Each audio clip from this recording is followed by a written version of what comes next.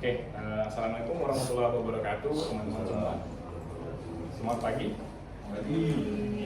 Nah, kira-kira masih semangat nggak nih kira-kira? Masih ya, harus. Jadi rekan-rekan semua, hari ini saya akan membawakan materi mengenai hakikat dan prinsip dasar dari hukum humaniter internasional bersama saya yang menemani Radhi Pananhari. Bapak Ibu bisa semua manggil saya Radhi. Oke, teman-teman. Baik, next slide.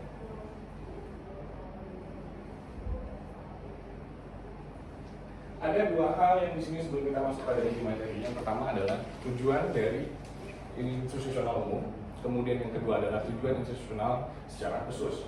Yang pertama, Bapak Ibu, setelah mengikuti program ini, mahasiswa dapat memahami hakikat dan prinsip dasar dari hukum humaniter internasional. Kemudian selanjutnya serta mampu menginternalisasikan nilai-nilai kemanusiaan secara universal dalam menganalisis dan memberikan rekomendasi ilmiah terhadap permasalahan hukum yang timbul dalam situasi konflik bersenjata. Kemudian selanjutnya adalah tujuan institusional khusus. Ada 3 poin yang dirangkum dalam materi ini. Yang pertama adalah menjelaskan pengertian, yang kedua adalah tujuan, yang ketiga adalah sumber hukum dari hukum humaniter internasional. Poin yang kedua, menguraikan prinsip-prinsip dasar seperti prinsip kemanusiaan, pembeda, proporsionalitas, dan perlindungan terhadap pihak yang tidak terlibat di dalam konflik. Kemudian yang terakhir adalah menyimpulkan keterkaitan antara prinsip-prinsip HAI dengan nilai-nilai kemanusiaan universal dalam konteks penegakan hukum pada situasi konflik bersenjata. Nah, pada tujuan institusional ini, apakah teman-teman ada yang ingin menanggapi ataukah kira-kiranya ada yang ingin bertanya apakah ini perlu dipelajari? Kira-kira gitu. Lalu letak pentingnya. Karena kedepannya saya akan menjelaskan secara sederhana kenapa ini disebut hukum humaniter, kenapa ini menjadi hukum yang mengatur mengenai perang, dan bagaimana sih cara pengaturannya. Kira-kira ada tanggapan? Ya. Gimana Pak? Baik, jadi kita lihat bahwa peranan hukum humaniter ini kan hukum perang. Itu memang seharusnya kalau dijalankan sesuai masing-masing negara itu menjalankan sesuai dengan hukum itu ya kan tidak lebih baik. Tapi kita lihat dalam pelaksanaannya di negara seperti dunia ini ya aturan perang itu sudah dilanggar. Betul. Apa itu harusnya rakyat sipil nggak boleh jadi korban. Ternyata sekarang justru banyak rakyat sipil yang korban. Betul. Artinya intinya kan bagi perang ini harusnya kan tidak perlu terjadi. Iya. Ya. Gimana Mbak Sarah? Kira-kira dapat gambarannya? Apakah perang itu harus terjadi atau tidak? Sebenarnya. Menurut saya Tidak usah ya. Perdamaian di seluruh dunia gitu ya. Cinta damai ya gitu ya. Oke, Mbak. Selanjutnya.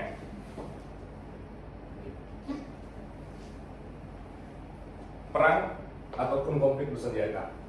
Ada 3 pertanyaan sebagai awalan di sini. Apakah teman-teman semua pernah yang namanya menonton pemberitaan tentang perang ataupun konflik bersenjata? Pernah. Kira-kira perang dan konflik bersenjata tersebut terjadi di mana dan siapa pihaknya? Antara Palestina dan Israel. Palestina Israel dari Bang Edi. Kalau Mbak Azul pernah dengar nggak? Perang apa kan gitu? Di mana kan? Perang dunia ya, perang dunia. Oke. Rusia Ukraina. Nah, karena kalau Mbak pernah dengar nggak perang gitu? Nggak pernah ya? Berarti sosial medianya damai. Oke. Kemudian selain pasukan perang, kira-kira nih teman-teman semua, siapa lagi korbannya? Sipil. Selain dari tentara. Selain dari para tentara, maka rakyat sipil. Apakah perang bisa dihindari? Berbasis pada fakta empirik. Gimana tanggapannya? Apakah sebenarnya perang itu bisa dihindari atau tidak?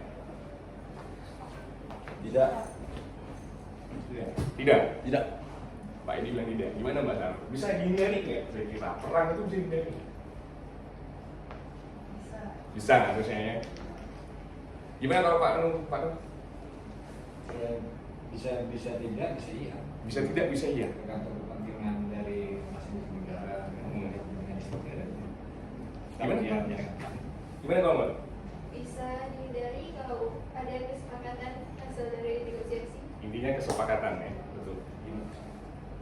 Oke, kemudian slide. Perang sering dipahami sebagai pertarungan antar negara atau kelompok bersenjata. Kira-kira sepakat dengan konteks ini? Sepakat ya? Sepakat dong. Oke, next. Tujuannya untuk menguasai wilayah, sumber daya, atau mempertahankan kedaulatan. Sepakat? Sepakat. Oke, next. Nah, pada intinya kita kembali pada pertanyaan yang ketiga tadi. Siapa yang menjadi korban? Semuanya bermuara pada penderitaan, kehancuran, dan kehilangan. Intinya semuanya bermuara pada kemalangan. Jadi tidak ada pihak yang menang. Selayaknya kita belajar hukum, Pak. Yang namanya kita sudah bersidang di pengadilan, itu tidak ada menang, tidak ada kalah. Yang menang jadi arang, yang kalah jadi abu.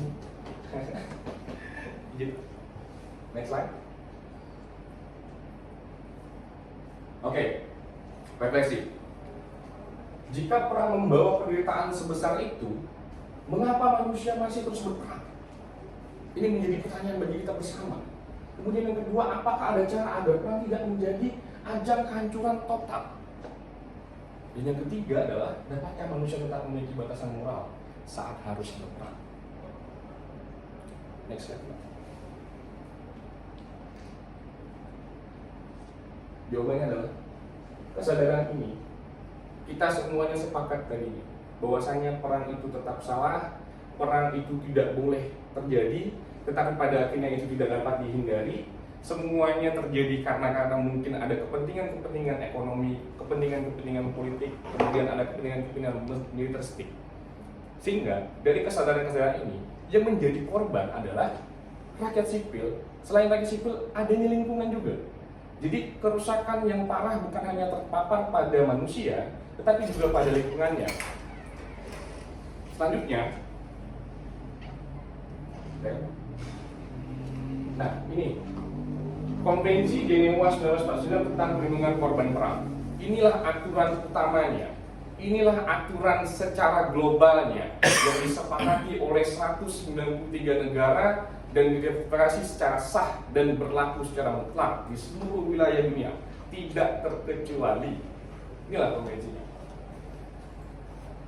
Dari konvensi ini disebut dengan hukum humaniter internasional. Loh, menjadi pertanyaan dong bagi kita, kenapa tidak hukum perang?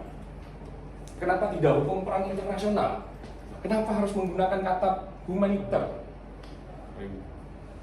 Gimana?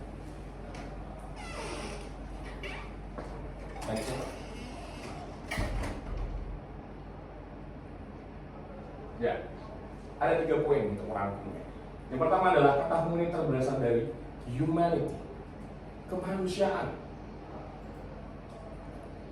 Yang kedua adalah bukan hukum yang mengatur cara menangani perang secara legal, tetapi membatasi penderitaan akibat perang dan menegakkan kemanusiaan di tengah-tengah situasi yang sangat-sangat keras.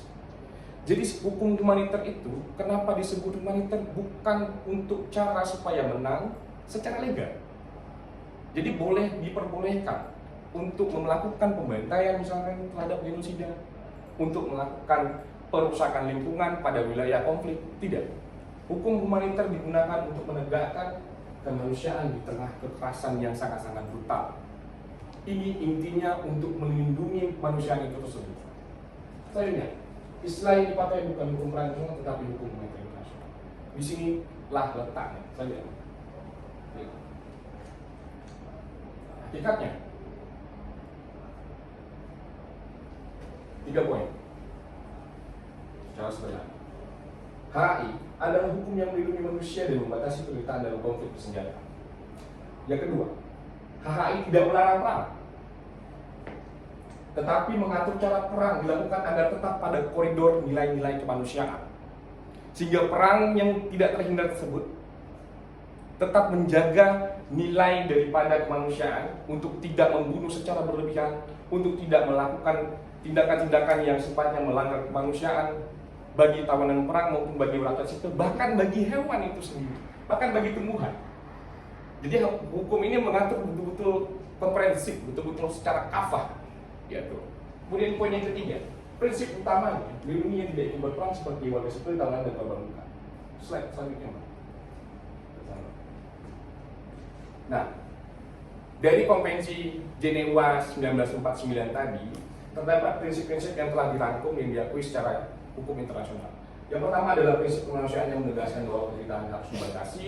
Kemudian yang kedua adalah prinsip pembeda, yaitu kewajiban membedakan antara kombatan dan warga sipil. Kemudian yang ketiga adalah prinsip proporsionalitas, artinya tindakan militer tidak boleh berlebihan dibandingkan dengan keuntungan militernya.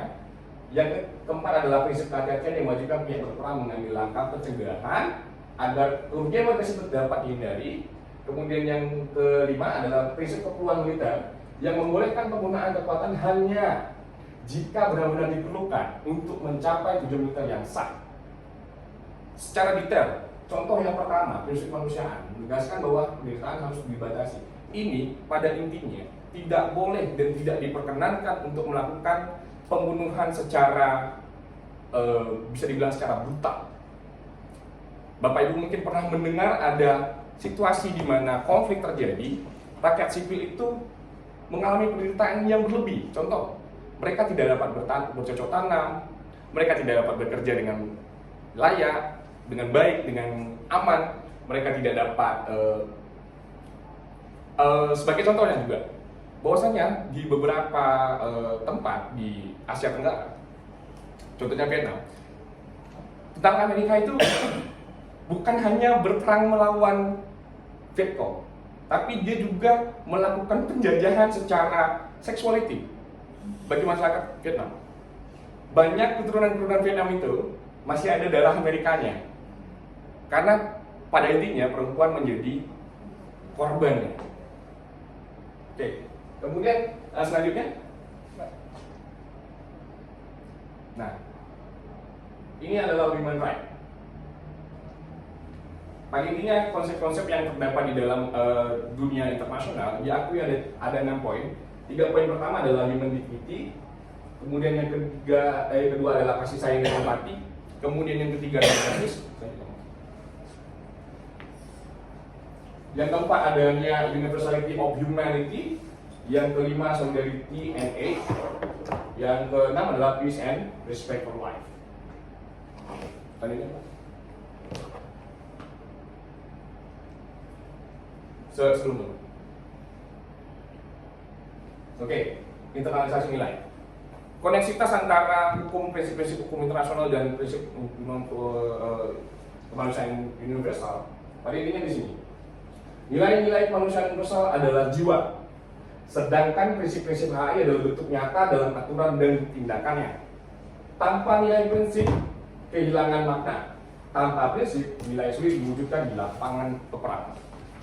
Dari sini, saya ingin bertanya nih pada Bapak Ibu semua, kepada kawan-kawan semua. Kira-kira kasus seperti apa yang pernah Bapak ikuti? Perang seperti apa? Pernahkah Bapak melihat ataupun menonton, Bapak Ibu semua menonton, bahwasanya di perang ini dampak konkretnya adalah misalkan lingkungan, jadi orang tidak bisa bercocok tanam, orang tidak bisa hidup. Sebagai contoh, tadi Mbak Sarah pernah menyebut perang dunia. Palestina ya, depan mata kita ya. Secara sederhana, Palestina dan Israel itu adalah satu peperangan, satu konflik bersenjata yang terdokumentasi dengan baik. Sangat-sangat terdokumentasi dengan baik. Beda dengan perang-perang sebelumnya ataupun perang-perang yang lain. Ini adalah perang yang sangat-sangat kompleks. Kemudian terkait dengan tadi singgungan mengenai Perang Dunia Kedua. Perang Dunia Kedua itu, contohnya di Hiroshima, kan dijatuhin bom atom.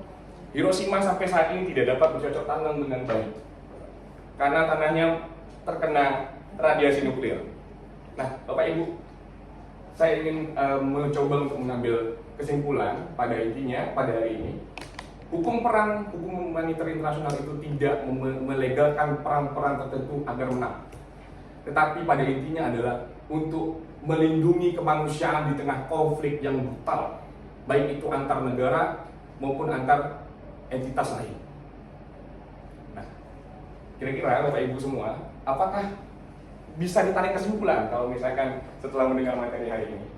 Gimana Pak Nur? Kesimpulannya ini bahwa kita hidup di zaman tanpa ada perang yang tidak akan membawa manfaat. Betul. Gimana Pak Edi? Intinya meskipun perang itu penuh kekerasan, tapi kita harus diatur agar tidak terjadi kebrutalan di tengah-tengah kegiatan perang. Setuju. Gimana Pak Harun? Ayo kita perang, Pak. Bagaimana kebodohan? Lebih baik tidak terlangani sih Pak. Harus diselesaikan melalui pendekatan kebutuhan. Sebelum terjadi mencegah. Cegah. Gimana Pak? Perang bisa juga dengan negosiasi. Dengan negosiasi, dengan berbicara. Baik, demikian kesimpulan yang dapat saya tarik. Saya setuju dengan pendapat semua. Pada intinya perang tidak dapat dilakukan. Pada intinya perang harus dihindari. Tapi ketika harus terjadi, kita harus membatasi ukuran-ukuran dari perang tersebut agar tidak brutal dengan menegakkan yang namanya nilai-nilai kemanusiaan secara universal. Baik, demikian. Terima kasih Bapak Ibu semua atas perhatian yang diberikan. Wabillahi taufiq wal hidayah. Wassalamualaikum warahmatullahi wabarakatuh. Waalaikumsalam.